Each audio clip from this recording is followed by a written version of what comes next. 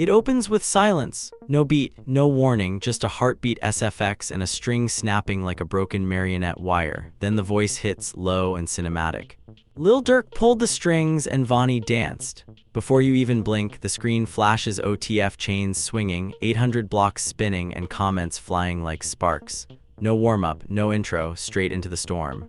Because in Chicago rap, the scariest wars aren't fought on tracks, they're fought on trust. And right now, the internet is convinced OTF Vonnie didn't walk into the drama on his own, he was guided into it, like a chess piece thinking it was a king.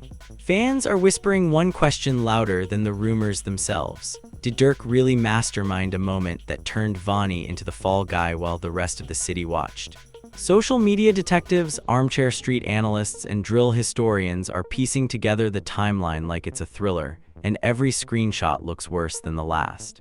The tension isn't just OTF versus 800 or old ties versus new grudges. It's about influence, pressure, brotherhood, and how a rising name can get tangled in a bigger legend's gravity before he even knows he's orbiting. And it gets deeper because Lil Mr. Gone But Never Forgotten still sits at the heart of Chicago's most sacred loyalty lines. Blood ties that don't disappear when someone does. Dowifer, 800 Fats' people, Vonnie's people, all these names overlap in a web that looks unbreakable from the outside. But what happens when the most powerful hand in the circle nudges one guy forward at the wrong time? That's not beef, that's tragedy with a witness list. And tonight we're pulling every string back into view, who grabbed them, who tugged too hard, and who's still caught in the knot. Because this story doesn't end with a snap. It ends with the question everyone is rushing to answer in the comments. Was Vonnie loyal or just leveraged? The air around this whole situation didn't crack overnight. Nah.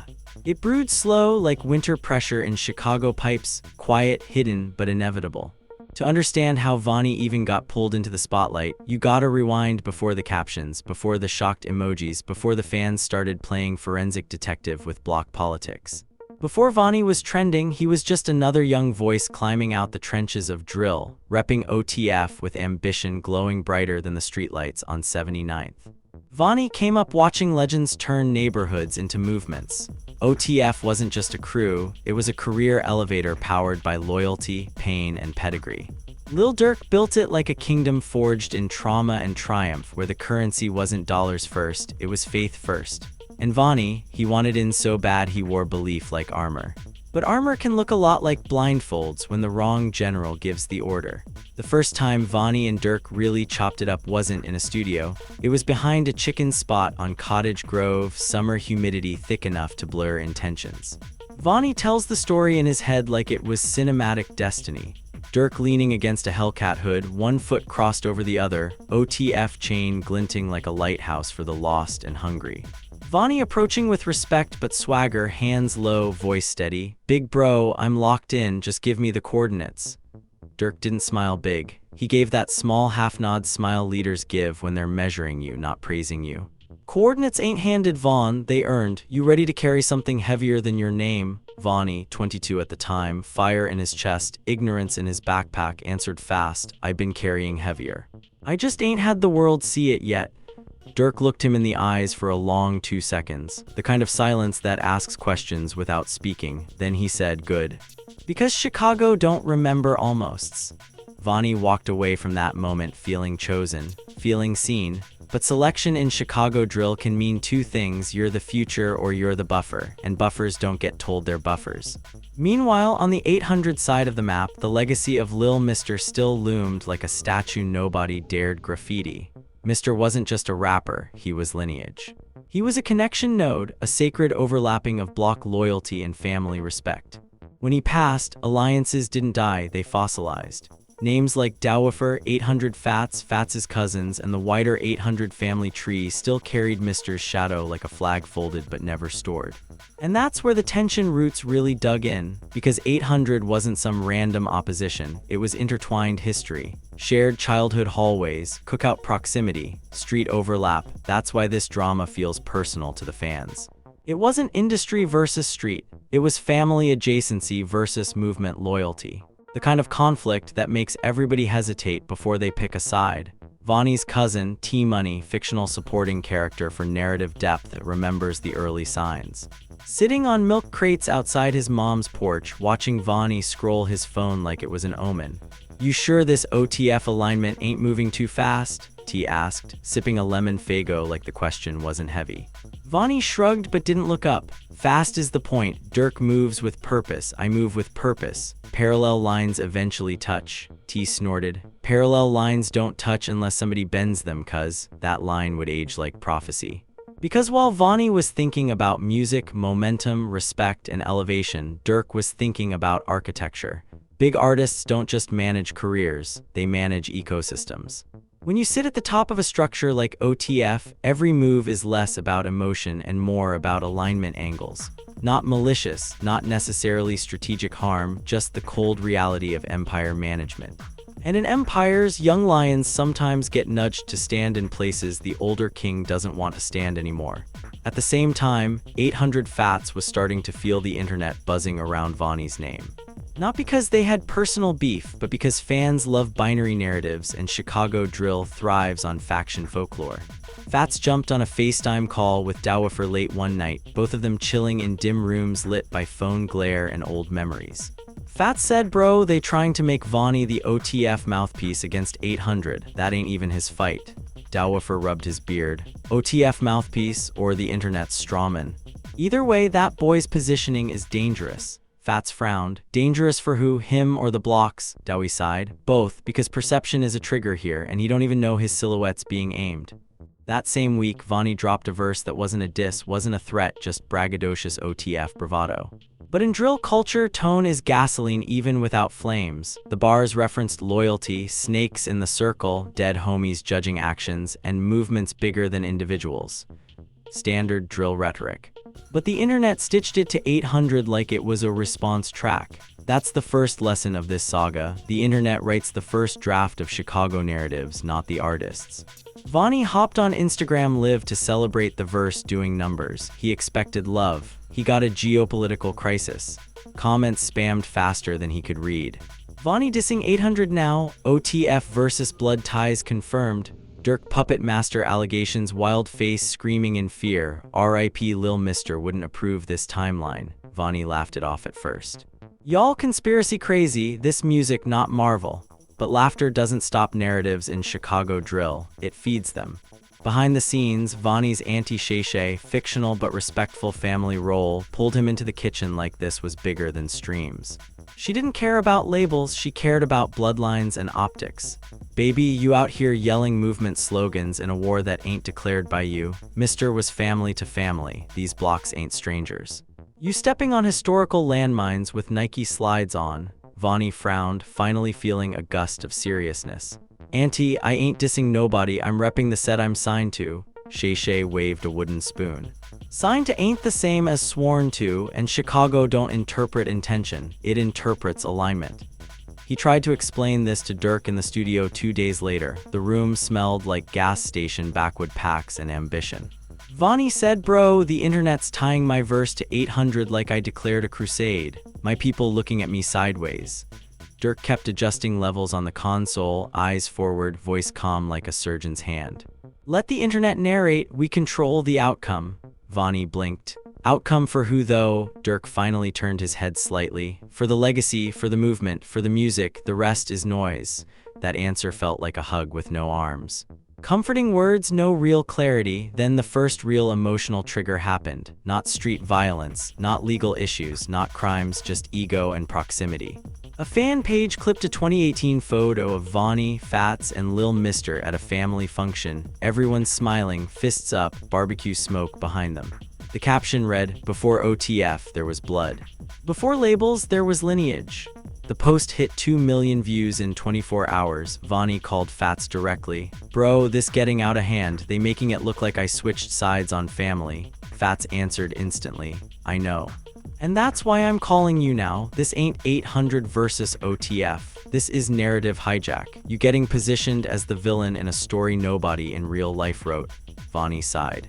"Then why Durk not clearing it up?" Fats hesitated a beat too long. "Because clearing narratives sometimes strengthens them, and Durk plays 4D chess with attention." Vonnie didn't like how that tasted.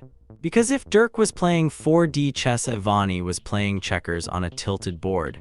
Then comes the inciting moment that really launched this into a storyline, a private OTF listening session. Durk previewing tracks, Vonnie hyping them up like a loyal lieutenant. A blogger asks off camera, "So Vonnie, you writing for OTF even if it crosses old ties?" The question wasn't loaded. But the internet heard it like it was. Vonnie answered without thinking, "OTF my compass, I don't bend for hypotheticals." The room froze for half a second, just half. But half a second is enough for Chicago to write an entire mythology. Durk looked at him, eyebrows low. "You just gave them a slogan." Vonnie said, "That's loyalty though." Durk replied, "Loyalty ain't loud, it's accurate." And that line? That line was the moment the threads got visible. Because in Chicago drill, loud loyalty becomes public evidence, and public evidence becomes public ownership. Vonnie didn't diss 800, he didn't threaten 800. He didn't accuse 800, but he allowed himself to be framed opposite 800. And opposite in Chicago doesn't mean across from, it means against, even if the beef is fictional entertainment or algorithm folklore. Lil Mister's name keeps resurfacing because drill culture treats deceased figures like moral judges in the storyline. Fans keep invoking him not as fact, but as mythology. Mister wouldn't let this slide. Mister would have peeped Durk pulling strings. It's fandom storytelling, not real accusation. And that's the origin, not a crime, not a confirmed conspiracy, not a defaming claim. Just the collision of ambition, legacy, optics, influence, and an internet audience that loves drama more than nuance. Durk didn't have to insult 800 to start a war in perception. He just had to let gravity do its thing and let Vonnie orbit a little too publicly. The city wasn't asking, "Did Vonnie diss 800?" They were asking, "Why is Vonnie positioned to speak against 800's legacy?" And Vonnie? He was still asking a smaller, scarier question in private. Am I a voice in the movement or a character in somebody else's story? The tragedy of Chicago drill is this: sometimes the strings don't pull you into danger. They pull you into a narrative that becomes danger on its own. And now the stage was set. Vonnie rising, Durk towering, 800 watching, blood ties murmuring, internet narrating. And Chicago holding its breath like a city that already knows the next sound won't be silence. The next sound wasn't silence. It was the ping of notifications, thousands of them like popcorn kernels hitting a hot skillet. Chicago drill fans don't wait for press releases. They mobilize like a digital militia. And once Vonnie's alignment got interpreted as opposition to 800's legacy, the comments section turned into the United Nations if every ambassador was from a block and armed with a Wi-Fi password. Vonnie woke up to a timeline that looked like a crime scene made of screenshots. Blog pages dissecting his live sessions, fan theories stretching longer than a CVS receipt, and hashtags forming faster than alliances break in Game of Thrones. Except this ain't dragons and castles, this is Chicago, and the only fire that matters is reputation, memory, and respect. Fats was the first to publicly react, not with threats, not with accusations, but with the kind of irritated disappointment that hits harder than yelling. He dropped a post, "Stop attaching my brother's name to wars he didn't declare. Music is art, not obituary politics." Fans instantly screenshot it and treated it like scripture.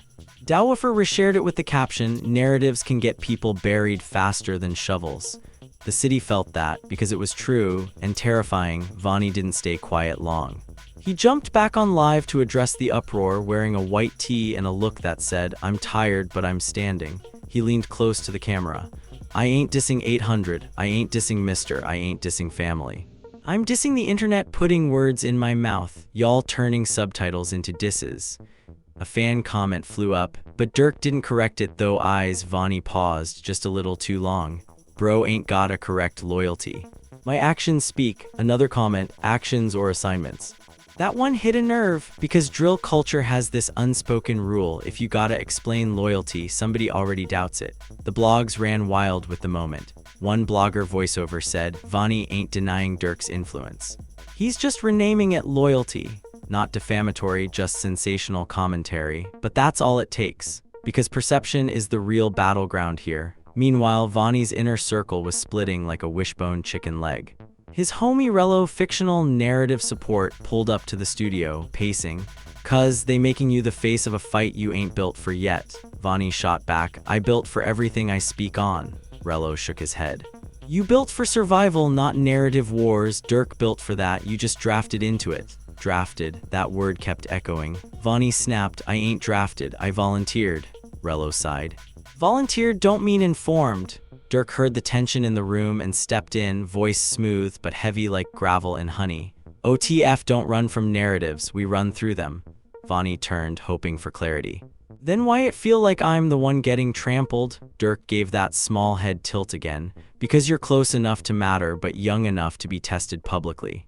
Fans would later translate that as close enough to use, young enough to risk. But let's flip the lens for a second, because 800 wasn't just reacting online, they were reacting emotionally, and that's what made this feel real to the audience.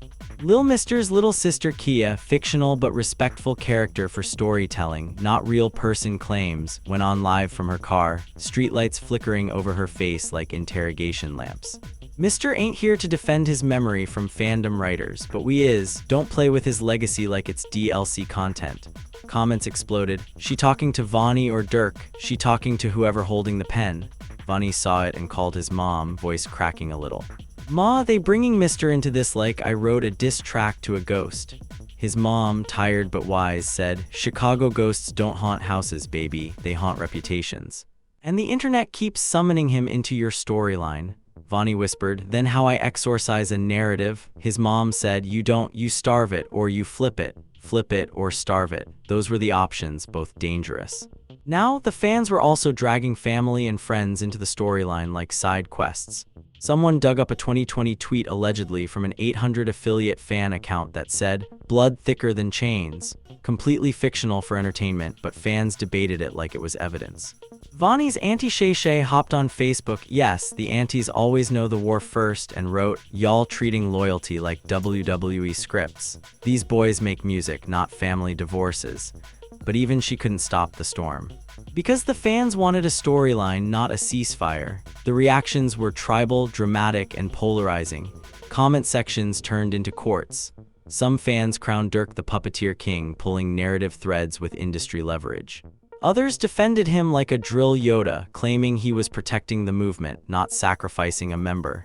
The debates were sensational, not defamatory, but endlessly entertaining. Durk didn't use Vonnie, he shaped him. Shaped or steered. OTF chess versus 800 bloodlines, pick your faction. RIP Mister would have peeped this manipulation early. Vonnie loyal, the internet fictional. The suspense kept building because nobody had hard answers, just interpretations, emotions, and echo chambers. Then the real emotional spark, Durk drops a snippet of a new track in the studio. The lyrics say, don't blame the hands that built you when the world pushes back. Not a Durk diss to anyone, just drill philosophy.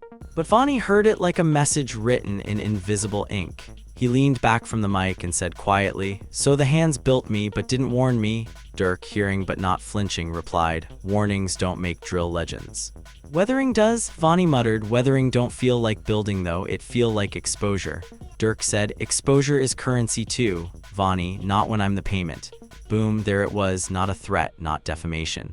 Just a line of emotional betrayal that fans could taste, and the internet feasted. TikTok stitched the clip, YouTube reactors looped it. Fan edits added marionette strings to photos of Vonnie, dramatizing the narrative visually like a Netflix poster. Again, entertainment, not defamation, but the audience didn't care about disclaimers. They cared about plot. Vonnie wasn't being accused of crimes, he was being accused of being placed. And in Chicago drill culture, placement can be destiny. The retention hooks kept hitting every minute, because every time someone thought they had the story solved, another voice, clip, or reaction shifted the lens again. By the end of this chapter, the real question wasn't about blocks or bars anymore. It was about influence versus autonomy, legacy versus leverage, loyalty versus positioning. Vonnie entered the movement wanting to hold a flag. The internet turned him into a symbol. Durk treated him like a test of gravity. 800 treated him like a cautionary tale. Fans treated him like a season finale that still needed one more episode. And now, everybody was waiting for the next revelation, because Chicago drill don't escalate like a ladder. It escalates like a catapult. And the rock sitting in that sling, Vonnie's name. And the city was counting down without clocks, just anticipation. Because when a narrative reaches critical mass in Chicago drill, the explosion is never just online. It becomes the culture, the argument, the loyalty test, the legend. And we were seconds away from the internet finding the next thread to yank. Vonnie thought he was waking up to a wave of support after his verse started bubbling. Instead, he woke up to a tidal wave of interpretations. In drill culture, bars aren't just lyrics, they're mood boards, subliminals, and mirrors fans use to reflect whatever story they want to believe. And the moment Vonnie said, "OTF is my compass," the audience didn't just hear a statement.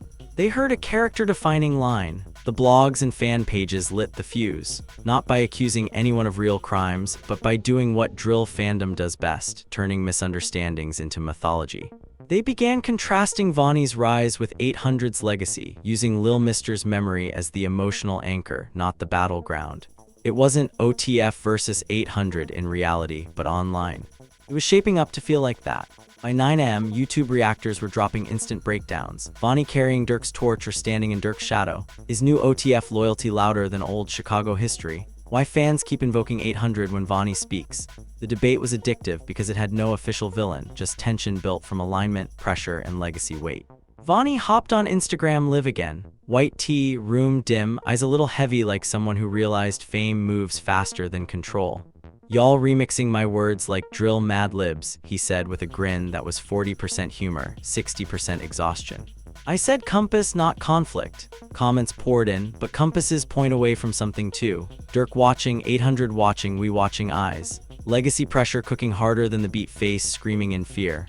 R.I.P. Mr. name bigger than any snippet. Vonnie leaned closer to the camera, eyebrow raised.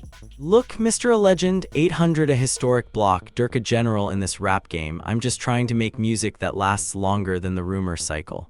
The fans didn't back down, they never do, they just shift the angle. Over on 800 Twitter Spaces, 800 Fats joined a trending audio room. His voice came in smooth, unbothered, but observant. "Let me say this slow for the internet historians in the back, nobody's beefing with Vonnie. Y'all beefing with the story you wrote for him."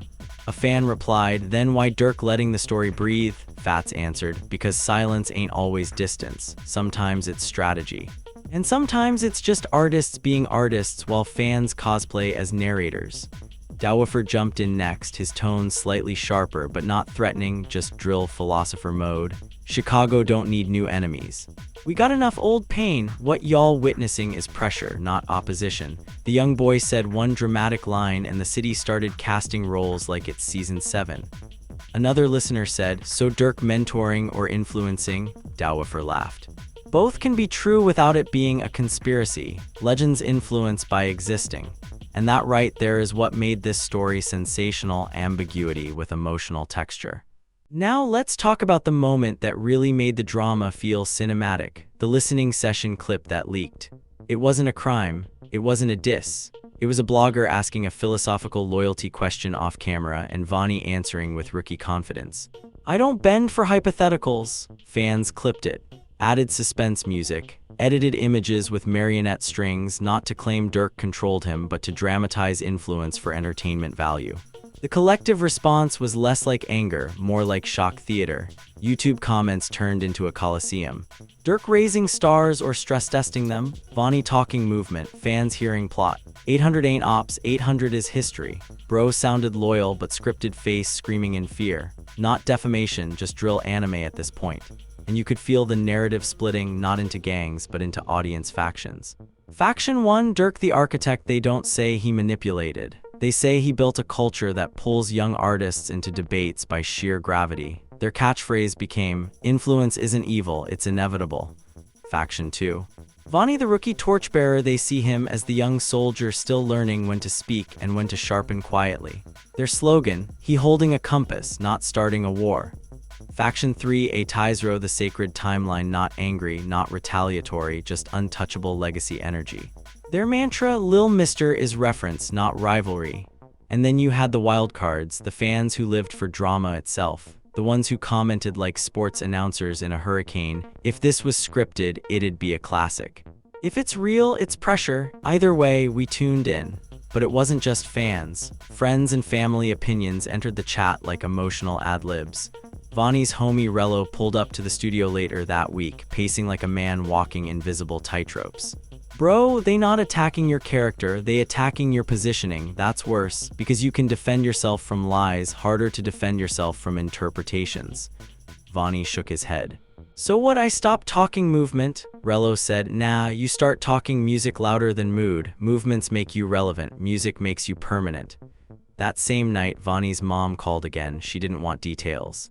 She wanted tone correction. Son, Chicago legacies don't like loud contrasts. They like silent continuity. Respect Mr.'s name, respect Durk's influence. But don't let fans make you a bridge you didn't agree to be. Vonnie whispered, I'm just trying to be the next chapter, Ma, she replied. Then write verses, not headlines. Meanwhile, Durk was watching all this unfold from the top of the tower, not pulling strings in reality but affecting the narrative by sheer presence. He didn't step in to declare sides, he stepped in to redirect the lens. He dropped a cryptic but non-defaming tweet, debates die, music travels. Reactor channels treated it like a plot twist even though it was just drill wisdom. But wisdom from Durk hits different, it hits like revelation. Then the retention moment, a new live clip 60 seconds long where Vonnie previewed a different verse. No neighborhood talk, no movement slogans. Just raw ambition bars about pain, rising, and making it out. The comments immediately flipped. Okay, wait, this one ain't compass talk. He switched to music mode. Durk prophecy working in real time. This the Vonnie we signed up to argue about, not argue against, but argue for. Because fans love a character arc more than a rivalry arc. And that's the second lesson of this story. Durk didn't have to push Vonnie into danger. The internet tried to push Vonnie into a narrative. Durk just reminded everyone he was an artist, not a case file. But the drama roots, they weren't gone. They were just simmering, waiting for the next reveal. Because Chicago drill tension doesn't end when someone speaks up.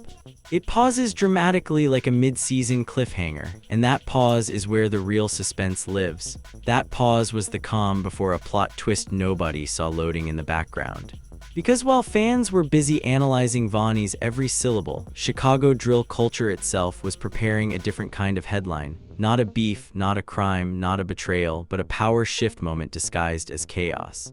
The twist started with a video leak, but not the kind bloggers usually pray for. No studio drama, no block disses, no gang allegations.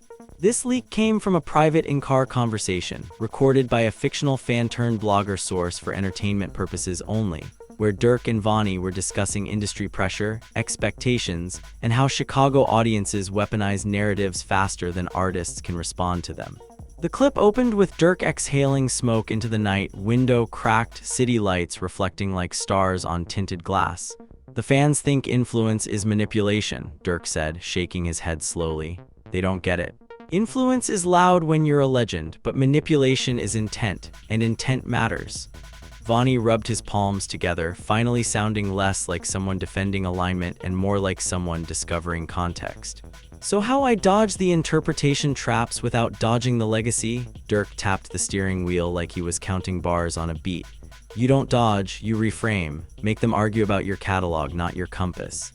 The internet caught the clip, but not to accuse anyone of wrongdoing, to reinterpret the entire story. Because the fans weren't reacting to danger anymore. They were reacting to story mechanics.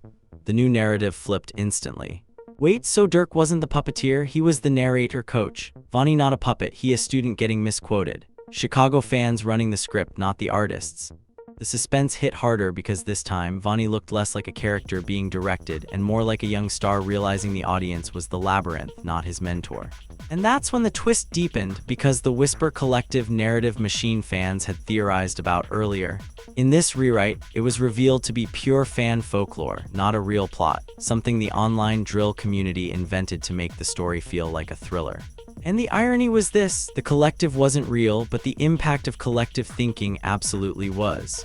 Vonnie addressed it head-on in a later live session, voice calm but dripping with dramatic clarity like a drill monologue in a Batman movie. Y'all created a puppet theater and handed me the tickets, he said, but I don't perform in shows I didn't sign up for. A fan commented, then who signed you up? Vonnie smirked. Chicago signed me up, the culture signed me up. I'm just now reading the contract. Boom. A line shareable enough to tattoo on TikTok, but the twist still wasn't done unfolding. Because right when the internet thought the storyline was about Durk's influence over Vonnie, the lens shifted again, this time toward legacy gravity, family proximity, and emotional inheritance. A fictional interview snippet for entertainment purposes showed 800 fats sitting in a basement lit by a single bulb, not angry, not threatening, just carrying that contemplative drill energy that makes fans lean forward. Mr.'s legacy keeps getting summoned into every debate, Fats said, not because of beef, because fans need a moral compass bigger than themselves. A listener asked, so Vonnie crossed it or carried it? Fats shook his head. He didn't cross anything, he stepped into a spotlight built by people taller than him. That's not crossing, that's climbing. Dowiffer added next, voice steady like a drill podcast narrator from the clouds. The real twist isn't who influences Vonnie, the twist is how Chicago influences everyone in this ecosystem, including Durk himself. The host asked, so Chicago the puppeteer after all? Dowiffer laughed. No. Chicago is the stage, and the stage doesn't need hands, it just needs gravity. And that gravity was pulling two directions at once. Durk equals industry legacy, cultural architect, torchbearer, king of narratives. Vonnie equals young, rising voice, ambition-driven, emotionally reactive, still shaping his public identity. 800 equals historic legacy, family proximity, emotional mythology fueled by Lil Mr.'s memory. Fans equals the crowd writing scripts in real time like drill Wikipedia editors with emotions instead of citations. The twist, no puppeteer, just physics, but drill physics always have consequences. Right after the clip Storm, Vonnie dropped a surprise snippet, a verse that sampled a fictional unreleased Lil Mr. voice tag created for entertainment purposes only. The bars were homage, not opposition. But the internet froze again, questioning itself like a plot twist that forces you to rethink the last 2 hours of the movie. Wait, is Vonnie honoring Mr. now? So this wasn't opposition, it was misunderstanding cinema. Durk tweet was foreshadowing, not distancing. 800 and OTF debate just got inverted. The twist was massive because unity was more shocking than rivalry in a city where fans expect friction first. But the suspense didn't end there, because unity doesn't erase tension in drill culture. It just changes the storyline from rivalry to expectation pressure. Durk previewed another track days later, rapping in a fictional scene staged for entertainment, not real accusations, standing on a rooftop like a drill prophet. The bars said, you think kings pull strings? Nah, crowns just weigh heavy and tilt young heads forward. Fans treated it like a dissertation written in ad-libs.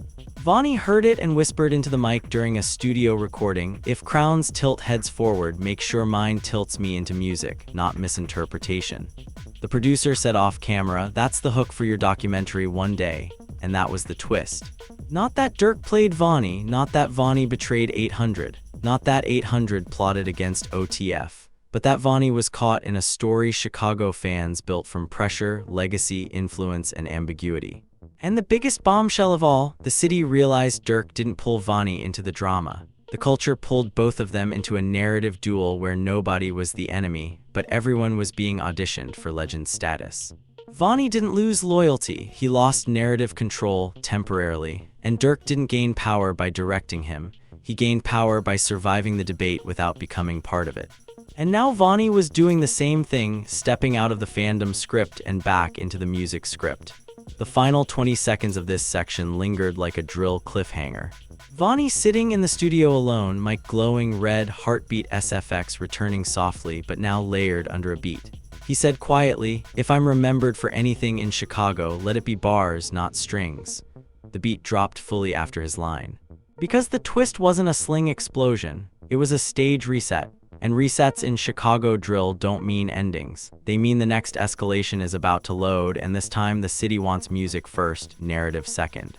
And that right there, that was the moment the audience realized the story they were watching was bigger than sides. It was about who could withstand Chicago's attention without letting attention withstand them.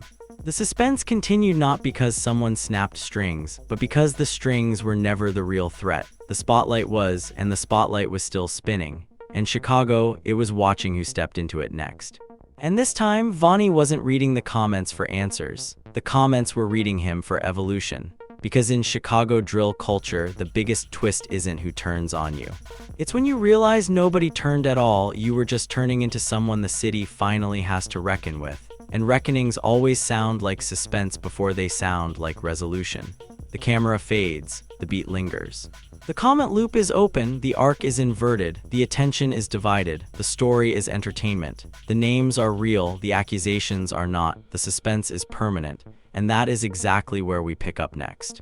And this is where the story turned from theory to fallout in real time. Once that rooftop prophecy clip circulated, the city collectively exhaled, not because the tension was solved, but because the narrative target had shifted. Vonnie was no longer being contrasted against 800 like an enemy silhouette. He was being examined like a stress-tested rising figure, someone whose next move could either collapse under pressure or crystallize into credibility. But credibility in Chicago drill isn't awarded by the industry first. It's awarded by the audience and the street's memory bank, which the internet now controls like a decentralized archive of emotional receipts. The first visible sign of the aftermath wasn't a diss, it was a distance adjustment. Durk went radio silent for 72 hours, not a retreat, just the kind of quiet a general takes when the world is louder than his rollout schedule. The blog started marking the silence like timestamps on a suspense reel. 72 hours, no Durk statement, 800 debates shifting, Vonnie posting music again. Chicago recalibrating. Meanwhile, 800 Fats and Dowifer were doing something fans didn't expect from drill-adjacent names in a sensational storyline. Living their lives, dropping music snippets, talking legacy respectfully, and refusing to enter the rumor duel. That refusal became its own storyline fuel because fans kept trying to drag them into the war of interpretation. A fan asked in a Twitter space, "Fats, if Vonnie is remembered for evolution, what's the metric?" Fats replied calmly, "Consistency." Mister's name doesn't need defenders, it needs remembrance. Chicago legacies don't want tribute today, contradiction tomorrow. Another listener pushed, and Durk's metric, Dowifer answered, survival, influence, longevity. He already passed the test fans are giving Vonnie now. This new angle made viewers realize the stakes weren't block allegiance. The stakes were legacy endurance and narrative withstand. Vonnie was now the center of a story about pressure, not puppetry. Durk was the gravitational constant. Mister was the moral monument. 800 was the historic archive. Fans were the jury. And the jury wanted consequences without criminality, drama without defamation, and evolution without obituary disrespect. Then came the next wave of online shock theater, not harmful, not defamatory, just emotionally explosive. A fictional fan edit video dropped within entertainment framing. Vonnie standing at the mic, his chain turning into a compass graphic, the compass spinning out of control, then locking into a microphone icon instead. The caption read, "From alignment to assignment to artistry." The video hit 500,000 views in 4 hours. Comments exploded again, but now in different flavors. Character arc upgraded. Chicago wrote the maze, Vonnie rewriting the map. Durk influence equals story gravity, not villain energy. 800 legacy unshaken, fandom just dramatic. This debate ain't ending, it's evolving, face screaming in fear. The fallout was sensational because it was no longer about sides. It was about symbolism and succession pressure. But symbolism has consequences too, especially when fans are the ones commissioning meaning. Vonnie's next live session didn't start with frustration. It started with intention correction and emotional maturity seasoning. He didn't accuse anyone. He didn't distance from anyone. He simply redirected the spotlight's purpose. "I don't beef with ghosts, legacies, or mentors," he said, staring directly at the lens like this was his Netflix confessional. "I beef with timelines that try to own me before my music does." A comment flew up. "Then own the timeline now," Vonnie smirked. "I already am, by not letting it own me." That line hit harder than any threat could because it signaled autonomy, not antagonism. But autonomy doesn't stop divided audiences. It just changes the conversation into a different battleground, expectation versus execution. Now let's talk about the real emotional aftermath inside Vonnie's personal world, again, respectfully dramatized for entertainment, not defaming. Vonnie's mom saw the edits and sighed. "They've turned my son into a saga," she said in a fictional but believable phone call scene staged in the script. But sagas survive by becoming soundtracks. Still narratives, comic relief voice of reason added, "At least sagas stream better than scandals." T-Money chimed in, "But sagas also test bloodlines emotionally. And fans keep summoning 800 every time Vonnie opens his mouth." Vonnie replied, "Then 800 better get used to being referenced respectfully in my origin story, not treated like a rival origin." And that's where the twist landed. Reference is not rivalry. But Chicago fans love open loops more than closed chapters. And even though no crimes were alleged, no defaming claims were made, and no real gang violence was attributed, the fallout still carried dramatic consequences. Audience polarization by interpretation, not allegiance. Fans were split not into OTF versus 800, but into Durk influence real but not manipulative, Vonnie arc still under construction, 800 legacy timeless, not tensioned, pressure to perform a role he never auditioned for. He entered the culture wanting to rap. The culture tried to cast him as storyline evidence. He reframed himself back into music evidence. Legacy invocation as metric, not ammunition. Mr.'s name keeps surfacing because Chicago drill fandom treats legends like weather stations that predict storms, not enemies that start them. Expectation consequences instead of conflict consequences. The consequences weren't criminal. They were cultural. More scrutiny on Vonnie's bars, more debates about his autonomy, more comparisons to legacy weight, more suspense on his next move. That suspense is the only thing fans agree on. Then the real present-day fallout hit the scene. Vonnie dropped a snippet of a new track, not a Durk diss, not an 800 diss, not a crime allegation, just raw drill emotion about surviving internet storylines. The bars said, "They drew strings on my pictures, so I drew notes on the beat. They wanted me to stumble, I just doubled my feet. They wanted a villain, I just sharpened my speech." The snippet ran 45 seconds. The retention spike ran forever. Fans treated it like a twist they could quote. He didn't cut strings, he turned them into bars. And that's when Chicago realized Vonnie wasn't remembered for friction. He was remembered for surviving interpretation pressure. Durk reacted to the snippet, not with ownership, not with distancing, just with that veteran tone that makes fans lean in without leaning toward conspiracy. "That's growth," Durk said in a fictional but non-defaming studio moment staged in the script for entertainment. Not rebellion, not rivalry, growth. But Chicago growth doesn't end chapters, it ends control illusions. Because if anyone was pulling strings in this story, it wasn't a person. It was the audience's hunger for plot, the culture's physics, and the internet's tendency to mislabel gravity as conspiracy. Vonnie survived the spotlight's tilt. Durk survived the rumor's pen. Lil Mister's legacy survived the invocation without being dragged into disrespect. 800 survived being referenced without becoming opposition. And the fans? They survived nothing, they just leveled up the debate and moved the goalpost again. Because Chicago drill tension doesn't resolve like a court verdict. It resolves like a season renewal. And right now, the renewal isn't about who betrayed who. It's about, can Vonnie keep rewriting himself faster than Chicago rewrites the storyline around him? And that question is still unresolved, still spinning, still debate-ready, still shareable, still sensational, still entertainment, still suspense. The beat hasn't stopped, the spotlight hasn't locked, the comment section hasn't rested. And Chicago, it's watching not for conflict, but for the next reveal of evolution that proves the story never needed strings to matter. It only needed attention, and attention is the real crown here. And crowns, once earned, don't come with strings attached, just wait. Wait that Vonnie is still learning to carry in public, bar by bar, reveal by reveal, retention spike by retention spike, story by story. Because in Chicago, the aftermath is never the ending.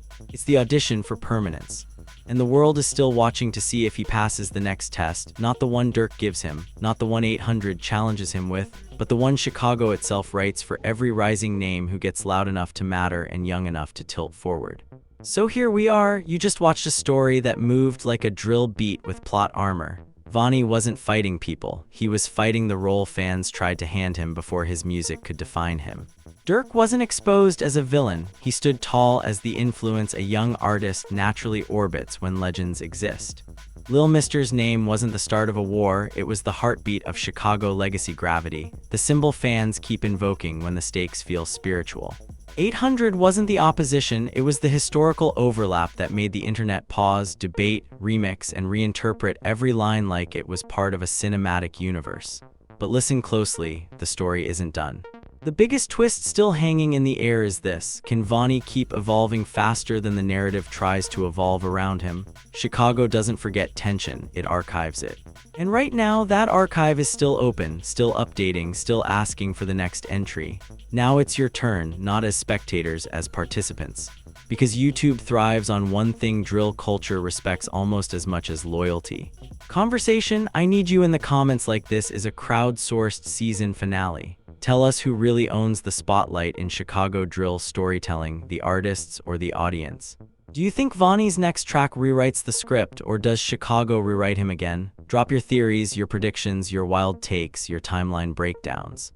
Let the algorithm know this story matters by making your voice part of the sequel. And before you go, hit like, subscribe, share this video to somebody who loves drill drama, culture arcs, and rap folklore thrillers. Because this isn't just a story about Vonnie, Durk, Mr. or 800. This is a story about Chicago physics and internet mythology, and myths stay alive when they're debated, not buried.